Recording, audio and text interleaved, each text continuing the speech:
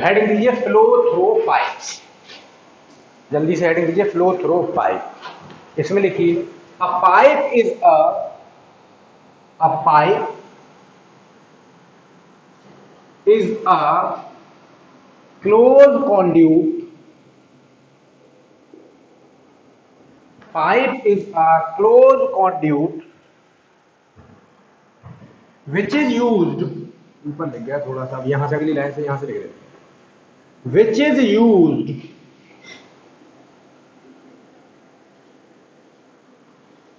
to transfer fluid from one reservoir to another। और reservoir की जगह one place to another place भी हो सकता है। From one reservoir to another reservoir under pressure, under pressure.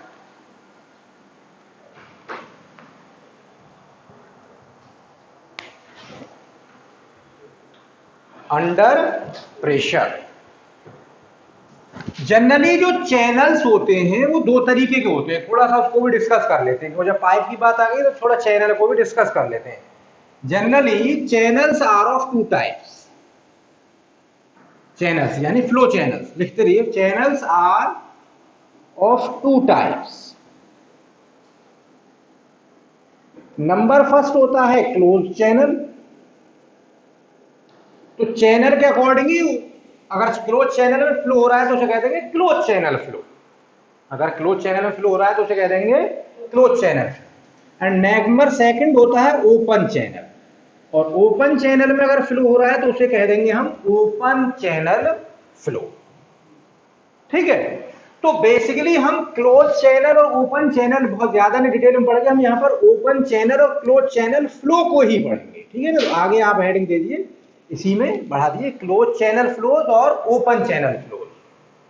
तो हम जो यहाँ जो पाइप फ्लोज पढ़ने जा रहे हैं वो बेसिकली क्लोज चैनल फ्लोज की कैटेगरी में हम उन्हें पढ़ने जा रहे हैं। वो आपको अभी आइडिया लग जाएगा जब हम क्लोज चैनल ओपन चैनल की डेफिनेशन लिख लेंगे, तो वो आपको आइडिया लग जाएगा। तो सबसे पहले आप ओपन चैनल की डेफिनेशन लिख लीजिए, फिर क्लोज की लिख लेंगे, बाद में क्लोज को हमें पढ़ना भी है। पहले ओपन की लिख लीजिए, तो इसमें लिख लीजिए if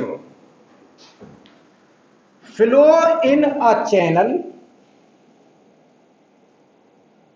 do not completely, if fluid in a channel, fluid in a channel do not completely fill the channel, completely fill the channel, that is flow is due to gravity, that is flow is due to gravity। लिख लीजिए इसे आराम से। अगर इस तरीके की condition है तो उसे कहेंगे हम ओपन चैनल फ्लो। यानी क्या कह रहे हैं, अभी पहले समझाएंगे बाद में, पहले दूसरा लिख लीजिए क्लोज चैनल को भी, क्लोज चैनल को भी लिख लीजिए, फिर दोनों को एक साथ समझ लेते हैं। क्लोज चैनल भी लिखिए, close channel if fluid completely fill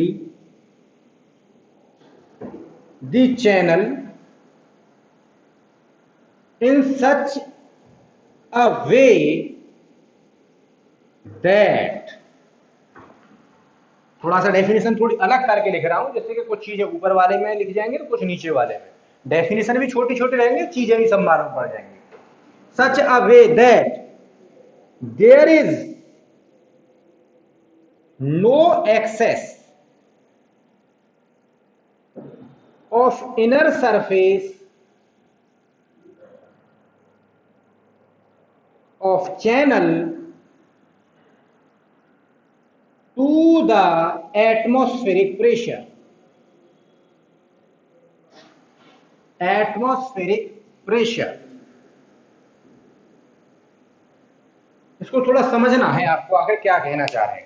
definition से थोड़ा सा आपको क्लियर नहीं हो पा रहा होगा कहना क्या चाह रहे हैं, थोड़ा सा समझना पड़ेगा, फिर क्लियर होगा।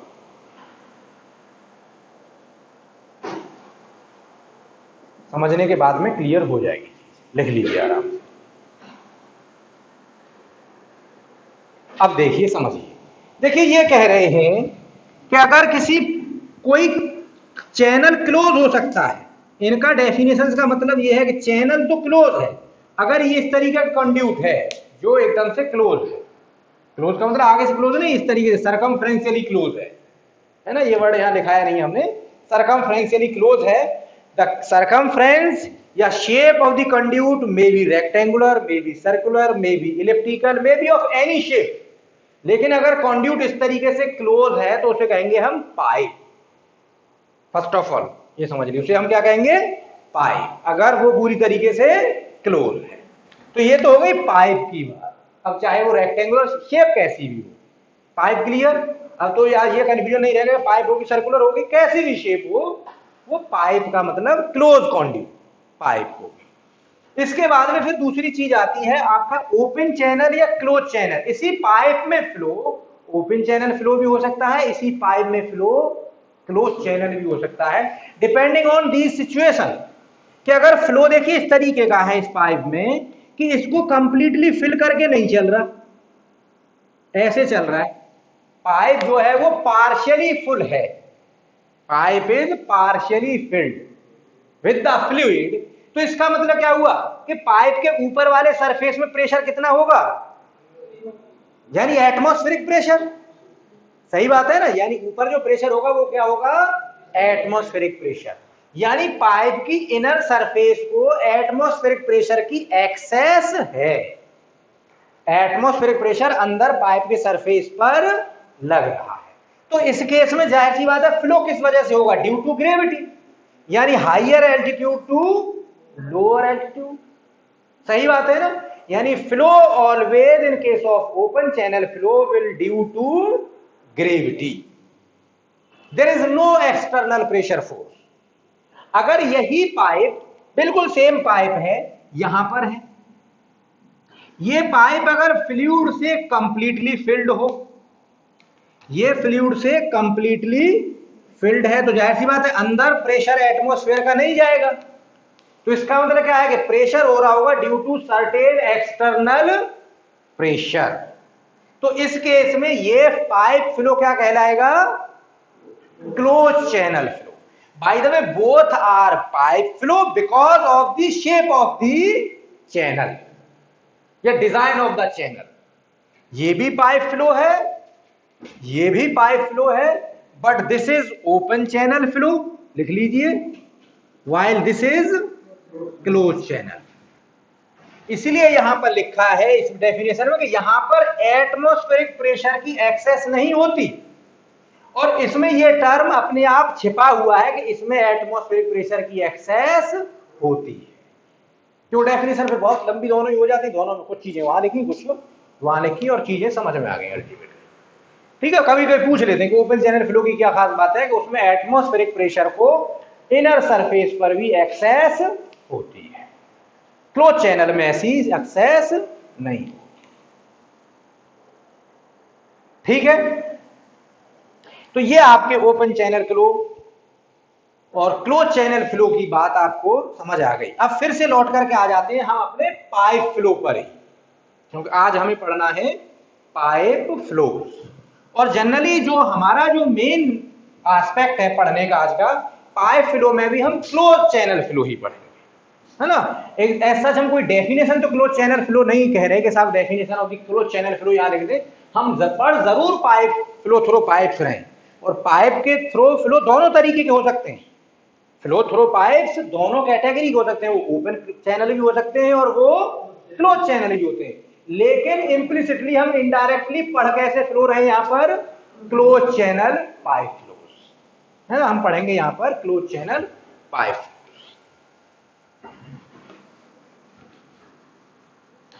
चलिए तो आ जाते हैं लौट करके ओपन चैनल पाइप फ्लोज पर। तो यहां पर सबसे पहले हम पढ़ेंगे फिर इसमें लॉस ऑफ हेड या एनर्जी हेड, एनर्जी हेडिंग दीजिए एनर्जी और head loss in pipe flows.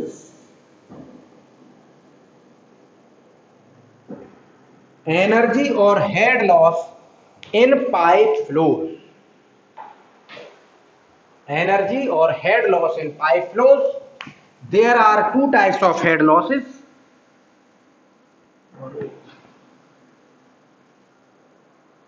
There are two types of head losses. Number one, minor head loss. आगे लिख लीजिए हेड लॉस ड्यू टू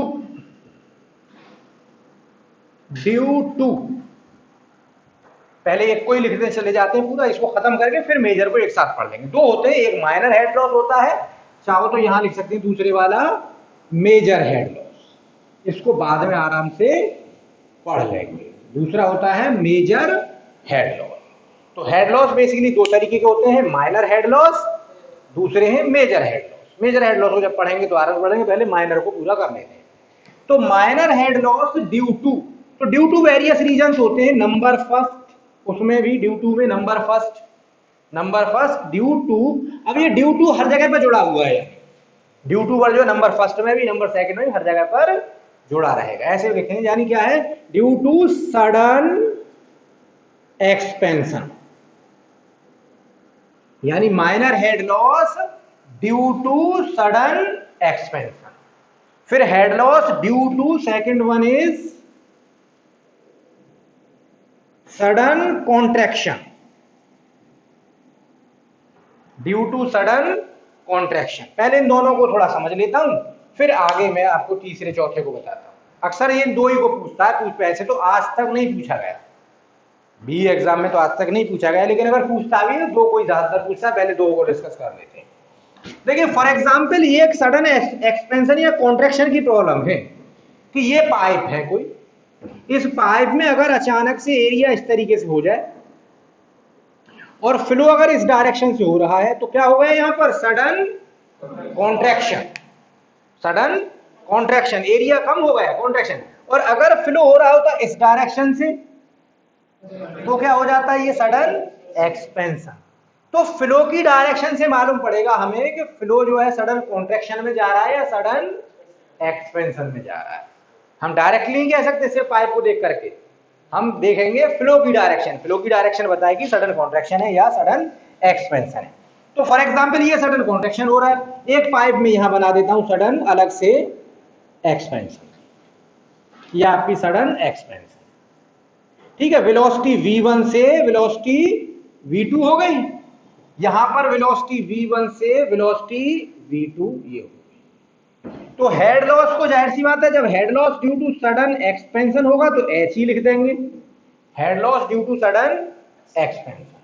तो सडन एक्सपेंशन वाला लिख लीजिए, पहले इसको लिख देंगे v1 माइनस v2 का square upon 2g, head loss due to sudden expansion, v1 minus v2 upon 2g का square, head loss due to sudden expansion. कुछ लोग इस सडन एक्सपेंशन को सडन एनलार्जमेंट भी कह सकते हैं, है ना, सडन एनलार्जमेंट। तो वो भी ध्यान रखिएगा, हो सकता है कि पेपर में सडन एक्सपेंशन लिख करें सडन एनलार्जमेंट आ जाए, एक ही बात है। सिमिलरली अगर सडन कॉन्ट्रैक्शन, तो head loss due to sudden contraction को HC से रिप्रेजेंट कर लेते हैं हम, sudden loss due to contraction. तो कॉन्ट्रैक्शन का है आपका, कॉन्ट्रैक्शन में V2 ज्यादा है तो V2 को मैं बाहर कॉमन ले लेता हूं, doctor V2 square upon 2g 1 upon CC minus 1 का होल स्क्वायर। और CC आप लोग जानते हैं कि जब कॉन्ट्रैक्ट करता है तो कोएफिशिएंट ऑफ वीना कॉन्ट्रैक्टा, बताया था ना एक दिन जब कॉन्ट्रैक्शन कर रहा था, तो कोएफिशिएंट ऑफ वीना कॉन्ट्रैक्टा, पुरानी वीडियो जाकर के देखिएगा क्लास अगर नहीं की है तो। तो यहां पर सीसी क्या है, CC is the coefficient of vena contracta. यही फायदा हो गया है ये कि अगर आप लोग क्लास भी नहीं आ रहे, लेकिन इस चक्कर में क्लास ज्यादा छोड़िएगा मत। जैसे आज लोग कुछ गायब हैं, वीडियो मिल जाएगी देखने को, लेकिन उतना मजा नहीं आता, जाहिर सी बात है। उस वीडियो क्लास में और लाइव क्लास में उतना थोड़ी वैल्यूएबल होती है वो चीज। तो ये है कहलाता है कोएफिशिएंट ऑफ वीना कॉन्ट्रैक्टा। और head loss in case of contraction V2 square upon 2G 1/3C minus 1 का होल स्क्वायर। ये है आपका coefficient of head loss due to sudden contraction. फिर इसके बाद में और कई सारे लॉसेस और हैं जो बहुत ज्यादा इंपोर्टेंस के नहीं है, लेस इंपोर्टेंस के हैं, लेकिन उन्हें लिख लेते हैं फटाफट। जैसे अगला है आपका इस कैटेगरी में, third one is losses eight entry. Losses eight entry यानी जब किसी पाइप में फ्लो एंटर हो रहा होगा तो उस वक्त भी लॉस हो रहा होगा, तो उस वक्त के लॉस को कहा जाता है 0.5 into V square upon 2G। और मैं VE लिख दे रहा हूं यहां पे। VE का मतलब एंट्री पर वेलोसिटी। अब V1 V2 नहीं कह रहा मैं यहां पर, मैं क्या कह रहा हूं, VE का मतलब एंट्री वेलोसिटी। यानी जितना काइनेटिक हेड होगा आधा लॉस कर जाता है। 0.5 का मतलब जितना काइनेटिक हेड हो, काइनेटिक हेड कितना होता है, V स्क्वायर अपॉन 2G। ये तो आप जानते हैं काइनेटिक हेड कितना होता है, V स्क्वायर अपॉन 2G। और उसका लॉस कर जाता है एंट्री पर। यानी एंट्री लॉस कितना होता है, काइनेटिक हेड का करीब करीब आधा। ये है। फिर होता है लॉसेस एट एल्बो।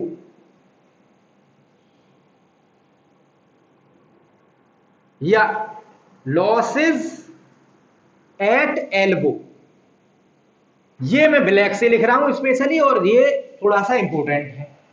ये दूसरे सेंस में इंपोर्टेंट है, यहां के लॉसेस के पॉइंट ऑफ व्यू से इंपोर्टेंट नहीं है, दूसरे सेंस में इंपोर्टेंट है, उसे समझ लीजिए। तो जाहिर सी बात है अगर कोई फ्लोन एल्बो पर टर्न ले रहा है, तो आपने कल देखा एल्बो मीटर में कि जब एकदम से डायरेक्शन टर्न होगी, आप भी जानते हैं, आपको अचानक दौड़ते दौड़ते और टर्न लेना पड़ जाए तो आपको एकदम से ब्रेक से लगाने पड़ते हैं, नहीं लगाने पड़ते, तो आपकी एनर्जी लॉस हो रही होती है। तो ऑब्वियस बात है जब फ्लो टर्न करेगा एल्बो पर तो there must be certain losses, चाहे वहां पर कॉन्ट्रैक्शन या एक्सपेंशन नहीं हो रहा, but there must be certain losses. तो उसे कहते हैं एल्बो लॉसेस। हमें नहीं मालूम वो कितना होता है, अक्सर लोग कैसे लिख देते हैं उस एल्बो लॉस को, एल्बो लॉस को लिखते हैं K into V square upon 2G। के कोई फैक्टर है, एल्बो का फैक्टर है। के क्या है, एल्बो का फैक्टर है। जैसी एल्बो होगी वैसा ये के की वैल्यू होगी। ये 0.1 हो, 0.2 हो, 0.4, 0.5, 0.6 समथिंग एल्स, जितनी भी हो। अब इसमें जो एक इंपॉर्टेंट क्वेश्चन आता है वो ये आता है, यहां देखिए कि एक तो एल्बो देखिए ऐसी हो सकती है, मैं सिंगल लाइन एल्बो बना रहा हूं। एक एल्बो तो ऐसी हो सकती है जिसमें कि टर्निंग बहुत कम हो रही है, फ्लो की डायरेक्शन की जरा सी हो रही है, ठीक है। एक एल्बो ऐसी हो सकती है कि 9 डिग्री पर टर्न हो रहा हो फ्लो। एक एल्बो ऐसी हो सकती है कि फ्लो की डायरेक्शन ये आ रही हो। एक एल्बो ऐसी हो सकती है कि पूरा का पूरा फ्लो ऐसे करके घूम के आ रहा है, यू टाइप की, बिल्कुल 180 डिग्री घूम गया। यानी यहां पर कितना घूम गया फ्लो, 180 डिग्री। तो अब आप बताइए इसमें सबसे ज्यादा हेड लॉस एल्बो पर कहां हो रहा होगा, सबसे ज्यादा हो रहा होगा यूथ वाली। आप खुद सोचिए, आपको टर्न ऐसे दौड़ते दौड़ते जाना, हगलास का टर्न लेना है, एक चली 9 डिग्री पे टर्न लेना है, एक में क्या है कि आपको ऐसे जाकर के अपनी डायरेक्शन थोड़ी सी इधर करनी है। इसमें यू वाली में तो क्या है, पहले आप आगे भाग रहे थे, पूरा रुक जाना एक तरीके से, यानी आपका मोमेंटम आगे का पूरा जीरो करना है, देन रिटर्न आना है। आपको आगे का मोमेंटम अपना पूरा जीरो करना है और फिर बैक आना है। तो दैट जाहिर ऑब्वियस बात है, तुम खुद ट्राई करके देखना, अपनी बाइक को दौड़ा के देखना, एकदम यू टर्न लेने में ज्यादा एनर्जी लॉस होगी, स्किडिंग होने के चांस है कि 90 डिग्री या 120 डिग्री पर स्किड होने के चांस है। आप देखिए ट्राई करके, बिल्कुल सिंपल, उससे बिल्कुल सिंपल फिनोमेना। इसका मतलब सबसे ज्यादा लॉस कहां होगा, जहां एंगल ज्यादा होगा, सिंपल सा। अब एंगल ये वाला मत देख लीजिएगा, यहां से फ्लो की डायरेक्शन से, क्यों कहीं कोई ये कहते 30 डिग्री एंगल, यहां पे कहते 120 डिग्री, तो आप इसको 120 समझ लें और इस वाले को 90 देख के कहेंगे सर ने ज्यादा एंगल वाला कहा था, 120 डिग्री एंगल है। वहां पे क्या लिख दे, वहां ऐसे करके लिख दे, इस एंगल को देना शुरू कर दे 120 डिग्री, 9 डिग्री। और आपको इतना याद रहेगा, सर ने ये कहा था ज्यादा एंगल होगा तो लॉस ज्यादा होगा, और आप इसको लगाए। तो ये नहीं एंगल, एंगल किससे है? फ्लो की डायरेक्शन से। फ्लो की डायरेक्शन क्या है? ये, तो ये वाला है। सही बात है ना? तो फ्लो की डायरेक्शन से जो ज्यादा एंगल ले रहा होगा, एल्बो पर लॉस वहां उतना ही ज्यादा होगा। ऐसा क्वेश्चन एएमयू में भी आ चुका है। यानी अगर सिंपल एल्बोज हैं तो 90 डिग्री एल्बो में सबसे ज्यादा लॉस हो रहा होगा, सिंपली जो एल्बो होती है ना। और उससे भी ज्यादा अगर और टर्न कर दे तो ये नॉर्मली एल्बो नहीं कहलाती, ये कहते हैं डायरेक्शन चेंज के लिए। एल्बो तो बस ऐसी होती, थोड़ा सा 9 डिग्री तक की एल्बो आपने देखी होगी, उसके बाद में पूरा डायरेक्शन चेंज हो रहा होता है।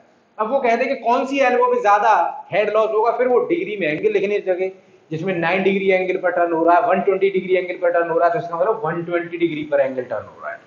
या ये जिसमें बिल्कुल 180 डिग्री टर्न हो रहा है, तो इसका मतलब सबसे ज्यादा लॉस होगा जिसमें 180 डिग्री टर्न होगा। क्लियर ये चीज? अब तो कोई कंफ्यूजन नहीं है, तो ये क्वेश्चन आ जाता है। इसके बाद में लॉसेस एट एग्जिट, एग्जिट पर लॉस। तो एग्जिट पर लॉस कितना होगा? जितना वेलोसिटी से निकल रहा है पूरा का पूरा लॉस हो जाएगा। पाइप से जैसी फ्लो निकलेगा वो वेस्ट एनर्जी। तो एग्जिट पर लॉस कहते हैं पूरा का पूरा v²/2g। जितनी वेलोसिटी से एग्जिट किया पूरे का पूरा लॉस कर गए, उसे कहते हैं लॉसेस एट एग्जिट। ठीक है, चलिए बहुत है इतना ही। अब आ जाते हैं लौट करके मेजर हेड लॉसेस पर। लिख लिया ये सभी ने? कौन सा? एच ई में कुछ नहीं है, V1 HE है ना, HE sudden expansion. Sudden expansion, ये है सडन एक्सपेंशन। तो एक्सपेंशन में क्या है? वैसे तो आप V2 माइनस V1 रखें या V1 माइनस V2 रखें कोई फर्क नहीं पड़ेगा, क्योंकि स्क्वायर है, वैसे तो कोई फर्क नहीं पड़ेगा। लेकिन जनरली आप लिखेंगे, सही से लिखना है तो V1 माइनस V2, क्यों? V1 बड़ा है, V2 छोटा है, उसमें कोई फर्क नहीं है। V1 माइनस V2²/2g, सिंपली बस याद रखना है, समझने का कुछ है ही नहीं। दूसरा कॉन्ट्रैक्शन का क्या है? V2², यानी सेकंड वाला वेलोसिटी जो है, कॉन्ट्रैक्शन के बाद में वेलोसिटी हाई हो जाएगी, तो हाई वाली वेलोसिटी V2²/2g इंटू 1/cc -1, ये पूरे के माइनस 1/cc के माइनस है का होल स्क्वायर। बस ये दो फॉर्मूला कुछ कैसे आया ये नहीं, ये तो बाहर की कहानी है, फिर कैसे आया की तो बात ही नहीं कर रहे हैं। बस ये फॉर्मूला याद रखना है, आए की कहां बात हुई। आए के लिए तो ये छोटा सा डेरिवेशन है, कोई बड़ा नहीं है। जब आप ग्रेजुएशन पहुंच जाएगा तो वहां करना सीख लेना, ज्यादा बड़ा नहीं है कि बहुत बड़े डेरिवेशन से, बहुत आसान डेरिवेशन से। अगर लेकिन क्योंकि हमारे कोई स्कोप में नहीं है, कोई पर्पज नहीं है उन डेरिवेशन को हमें करना, because of just we are for competitive exam, कोई मतलब नहीं है, बेकार में। इतने बड़े पूरे बोर्ड पर एक डेरिवेशन आएगा, इतना बड़ा एक बोर्ड पर एक डेरिवेशन आ जाएगा, बहुत बड़ा नहीं है, बहुत टिपिकल भी नहीं है, कोई टफ हो। लेकिन जस्ट बिकॉज कि हमारे स्कोप में नहीं है इसलिए हम कंसीडर नहीं कर रहे। ये भी नहीं कि साहब टफ है समझ में नहीं आएगा, ऐसा भी नहीं है मैं ये भी कह दूं आपसे कि साहब समझ में नहीं आया आपके, नहीं, वेरी इजी, सिंपल है बहुत, चाहो तो जाके देख भी सकते हो। लेकिन क्योंकि स्कोप में नहीं है, जस्ट बिकॉज ऑफ दैट, कोई पर्पस सॉल्व थोड़ी होगा डेरिवेशन का क्या होता है। कोई बीच में कोई ऐसा टॉपिक नहीं उनमें, जैसे बीच में जैसे हेजन पॉइजली में जगह जगह बीच में चेक पॉइंट थे, क्वेश्चन आते हैं, कोई ऐसा भी नहीं कि बीच में क्वेश्चन आएगा। सिंपल पाइप्स के रिलेशन है, इधर से फ्लो हो रहा है उधर, वॉल्यूम फ्लो रेट के कंसेप्ट लगा करके और फटाफट आंसर आ गए, कुछ नहीं है, बहुत इजी। हेडिंग दीजिए अगली अब, major head losses. Major head losses, major head losses.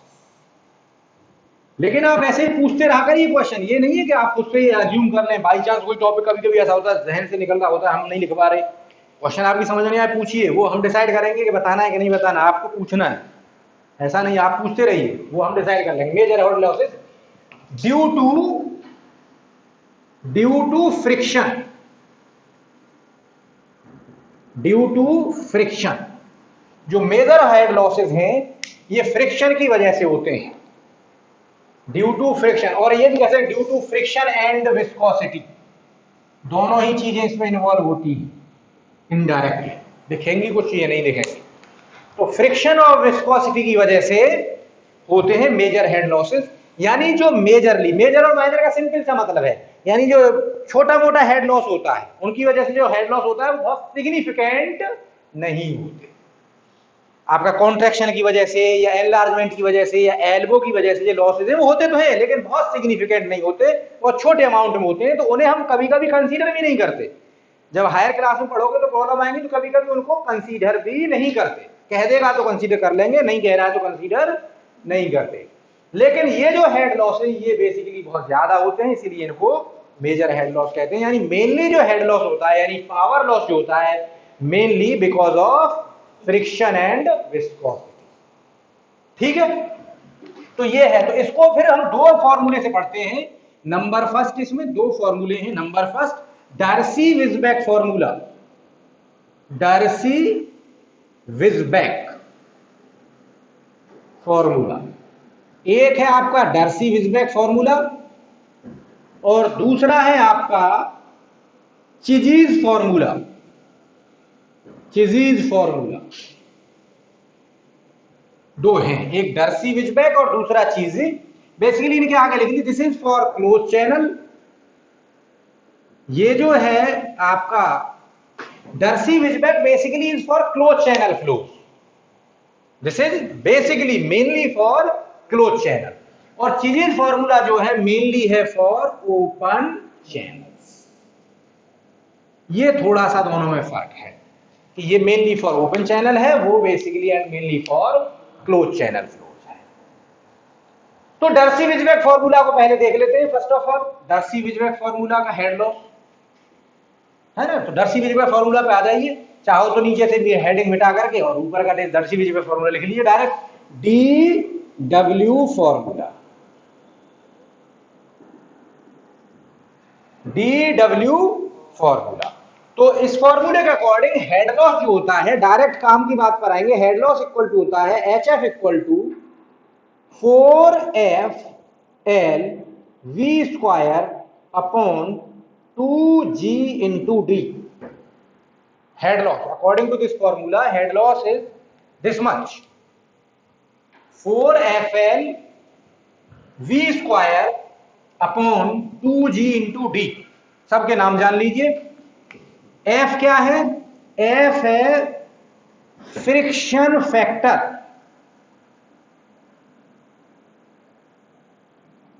नहीं कोएफिशिएंट ऑफ फ्रिक्शन।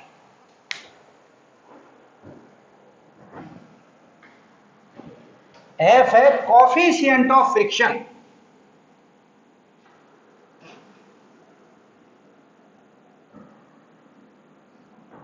L है length of the channel, length of the channel. V है मीन वेलोसिटी, ध्यान दीजिए कौन सी वेलोसिटी है? मीन वेलोसिटी ऑफ फ्लो, है ना। बात हो गई थी कल मीन वेलोसिटी की। यहां पर मीन वेलोसिटी है, ये मैक्सिमम नहीं है। अगर मैक्सिमम दे रखी होगी तो यहां मीन रखेंगे, मैक्सिमम का आधा कर देंगे तब रखेंगे। सही बात है ना। अगर मैक्सिमम दे रखी है तो मैक्सिमम को आधा करके यू मैक्स बाई 2 रख देंगे वी की जगह पर, तब फॉर्मूला बनेगा। बाई चांस यू मैक्स में वैसे पूछा नहीं आज तक, लेकिन पूछ ले, अगर यू मैक्स होगा तो वी की जगह पर यू मैक्स बाई 2 रखेंगे, तब जो इक्वेशन आएगा वो हमारा होगा। And D,